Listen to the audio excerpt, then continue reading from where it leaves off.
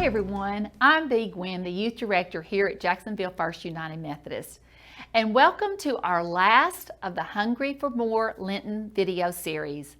This video is about the most important week in the life of Christians, Holy Week. Holy Week is the last week of Lent and is the week between Palm Sunday and Easter. It is a special time set aside for somber reflection and devotion to the Passion of Jesus Christ. In the Greek and Roman liturgical books, it is called the Great Week because great deeds were done by God during this week. Originally, only Good Friday and Holy Saturday was observed as holy days. Later, Wednesday was added as the day on which Judas plotted to betray Jesus. And by the beginning of the 3rd century, the other days of the week had been added. The name Holy Week was used in the 4th century by Saint Antigonus, Bishop of Alexandria. The pre-Nicene Church concentrated its attention on the celebration of one great feast, the Christian Passover. This took place on the night between Saturday and Easter Sunday morning. By the 4th century, the practice had begun of separating the various events and commemorating them as the days of the week on which they occurred. Judas's betrayal and the institution of the Eucharist on Maundy Thursday, the Passion and death of Christ on Good Friday, his burial on Saturday, and his resurrection on Easter Sunday. Holy Week is celebrated this year from Sunday, March the 28th to Sunday, April the 4th in 2021. Now, Pastor Nathan, will you share more on the first day of this Holy Week, Palm Sunday? Thank you, Bee. Judas Maccabeus, known as Judah the Hammer, defeated Antiochus Epiphanes in 160 BC. If you don't know the story, Antiochus Epiphanes was a Greek ruler. And the Greeks were ruling the world at the time, and for our purposes, they ruled Israel and Jerusalem. The Jews didn't like being under foreign rule, but even worse, a ruler who didn't respect their faith. For instance, Antiochus Epiphanes placed statues of himself in the temple, and he even slaughtered pigs for fun in the temple as well. As such, a revolt arose, and one of their leaders, Judas Maccabeus, successfully ran the Greeks out of town and out of Jerusalem. And you know what they did? When Judas Maccabeus came into the city as a victor, the people celebrated by shouting, "Hosanna, Hosanna," and they waved palm branches in the air. Palm branches had long been a sign of victory, of which they were celebrating that day. In fact, archaeologists have found coins with Judas Maccabeus' face on the front and then on the back, a palm leaf printed. So we might be able to think of palm branches like today's confetti. Not too long ago, the Buccaneers won the Super Bowl and there was confetti everywhere celebrating. Imagine if everybody had palm branches waving them around. Well, 160 years later, Jesus rode into Jerusalem and the people surrounded him and waved palm branches proclaiming, "Hosanna, blessed is he who comes in the name of the Lord." While they had had expectations that Jesus would become a king similar to Judas Maccabeus, they didn't realize that Jesus would be a suffering king, the servant king he came to be, but they still celebrated his presence. The Sunday before Easter, the first Sunday of Holy Week, we call Palm Sunday, as we remember this day that Jesus rode into Jerusalem on a donkey and the people waved palm branches. We also wave our own palm branches that day in our sanctuary or in our homes, knowing full well that Jesus is a king defined by a cross. Jesus' victory comes through sacrificial love and grace. So as we continue to explore Holy Week, I invite you now to hear more about Maundy Thursday with Miss Stephanie. Thank you, Nathan. Maundy Thursday, you heard that right, M-A-U-N-D-Y, not Monday Thursday. Maundy Thursday comes from the Latin word mandatum, which means command. In most European countries, Maundy Thursday is known as Holy Thursday. Other names are Green Thursday or Gründonnerstag, common in Germany.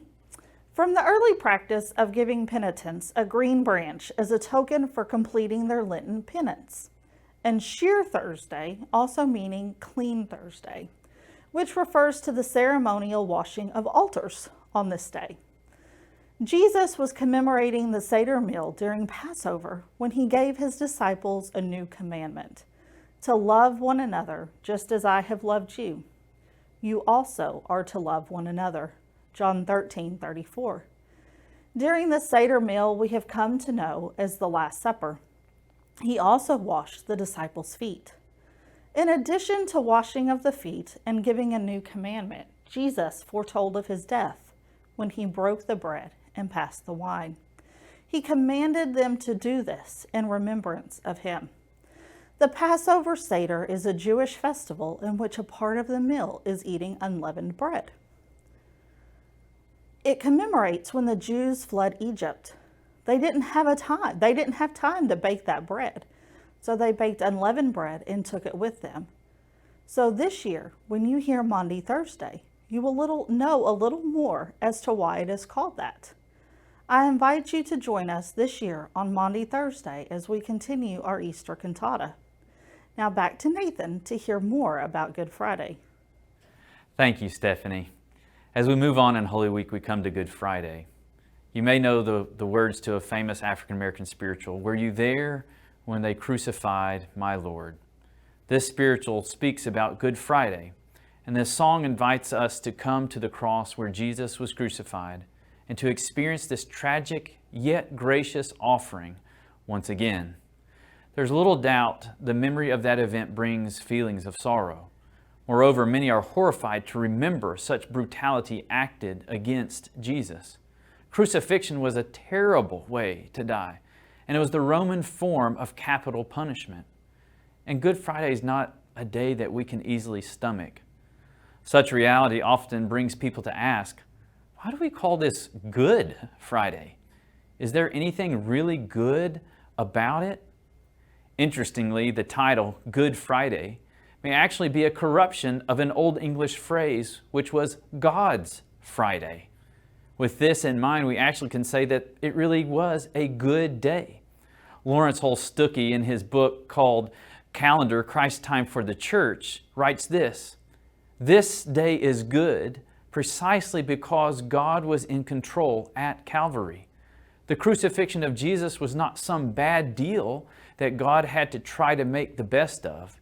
It was a working out of divine intention with a view to the salvation of an otherwise doomed creation. Good Friday is good because this is the chosen path of God by which redemption comes. In the cross, God subverts the powers of the world to turn a humiliating form of death into a place of forgiveness and grace. After all, it is from the cross we hear, 'Father, forgive them, for they know not what they are doing.'" Hear these words out of the Gospel of John, John chapter 10, verse 18. "For this reason the Father loves me, because I lay down my life in order to take it up again. No one takes it from me, but I lay it down on my own accord. I have power to lay it down." Jesus laid down his life by his own choice for you and for me. Good Friday is God's Friday. As we continue in our Holy Week series, let's now hear about Holy Saturday with Miss B. Thank you, Pastor Nathan. So what comes after Good Friday during Holy Week? Holy Saturday. But what is Holy Saturday? It is a day during Holy Week which falls between Good Friday and Easter Sunday. It commemorates the days when Jesus Christ lay in the tomb after his death, according to the Christian Bible. It is also known as the Easter Eve and is the last day of Lent. It is also sometimes referred to as the Easter Vigil. Beginning in 1955, the Roman Catholic and some of the other churches restored the evening Easter Vigil. The Eastern Orthodox churches had never abandoned the ceremony. The visual celebration may include lighting fires and candles to symbolize Christ's passing from death to life, and the tolling bells to signify the joyous end of Lent. Many churches also celebrate, during the Easter Vigil, the new baptisms, confirmations, and First Communion of both those that are new to the faith and those who were previously baptized in a different Christian faith. Many American families prepare for Easter Sunday celebrations on the Saturday before Easter. Children celebrate eggs with paint, crayons, watercolor, stickers, and other materials. These eggs are often placed in Easter baskets. Our church this year will be celebrating with an Easter egg extravaganza on Saturday, April the 3rd at 2 p.m. in the church parking lot behind the Connection Center. It will be a drive-through event where kids and youth will hear the story of Easter at different stations. At each station, they will receive an egg with an item to remember that part of the story. The last station, they will also receive a take-home bag with a craft and candy. As I mentioned at the beginning of this video, this is the last of our Hungry for More Lenten series. We, the staff here at Jacksonville First UMC, have enjoyed preparing for and putting these videos together for your spiritual growth and hopefully enlightened you more to what the season of Lent is all about. In the upcoming months, be on the lookout for the next Hungry for More video series. Bye.